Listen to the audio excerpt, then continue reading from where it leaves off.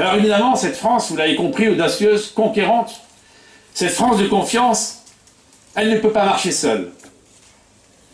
Elle ne peut pas marcher si l'Europe ne marche pas. Alors moi, je demande simplement une chose. Moins d'Europe, mais mieux d'Europe. Moins d'Europe parce que, vous le savez tous, j'enfonce des portes ouvertes. On voit cette Europe partout, tentaculaire, qui s'occupe de tout, et qui malheureusement n'est pas suffisamment efficace. Mais il faut arrêter aussi d'accuser les fonctionnaires de Bruxelles. Il n'est pas une décision que les fonctionnaires de Bruxelles prennent sans qu'il y ait une validation politique. Quand est-ce qu'on sortira de ce mensonge? C'est ça la vérité. Il y a des politiques qui acceptent, qui laissent passer. C'est eux qui doivent réinventer une coopération intergouvernementale. N'est-ce pas, mon cher Patrick? Tous ceux qui, dans la présidentielle, vont vous expliquer qu'il faut un nouveau traité. Mais un traité à 27, c'est 5 ans. Donc on verra ça en 2022. Et non, c'est comment on fait pour sécuriser nos frontières. Comment on invente Schengen?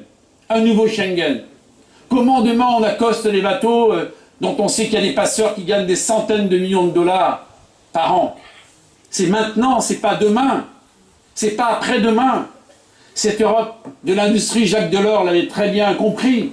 Cette Europe qui a su relever des défis. Regardez, Alstom. Là encore, des promesses non tenues de M. Montebourg qui nous expliquait par une loi extraordinaire qu'il était interdit de fermer les entreprises. Il est génial, d'ailleurs, vous voyez où il est maintenant. La preuve, il est allé travailler dans le privé après, parce qu'il avait trouvé quelques vertus à tout ça. Mais Alstom, si Alstom et Siemens arrêtaient tous les jours de se bagarrer pour vendre des TGV qui sont les mêmes, et si on était capable de les fédérer dans un même consortium comme Airbus, et si on avait été capable que ce ne soit pas des Siemens qui soient des TGV qui vous amènent en Angleterre, il n'y aurait pas de problème à Belfort.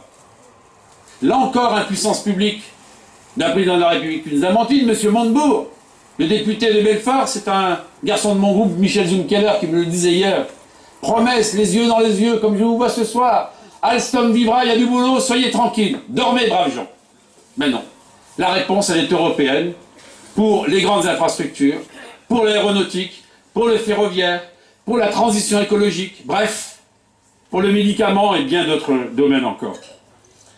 Et puis cette Europe, on devra corriger. Les travailleurs détachés, cette directive folle, 370 000 en 2016, attendue, de concurrence déloyale, sous nos yeux. Quand le dimanche matin, je prends un petit café à Cloix, vers 8h30, 9h, on voit des petites camionnettes. En général, les camionnettes, c'est autre chose avec des petites lumières blanches. Mais c'est pas ça. C'est pas ça. C'est des petites camionnettes dans lesquelles il y a des pelles, dans lesquelles il y a des cuvettes, dans lesquelles il y a du ciment, dans lesquelles il y a des placos. Et c'est bizarre, il n'y en a pas un qui parle français là-dedans. Les travailleurs détachés. Qui nous minent, qui cassent nos PME, PMI. Et ça, c'est insupportable. Pareil pour les transporteurs. Avec le cabotage, qui se font tous les jours prendre des marchés par les entreprises qui viennent d'Europe de l'Est. Ça, ce ne sont pas des règles de vie commune. Et ces règles de vie commune, mon cher Patrick, toi qui connais merveilleusement bien ces questions et qui a fait des propositions très concrètes pour 2017 sur ce sujet, on sait ce qu'il faut faire.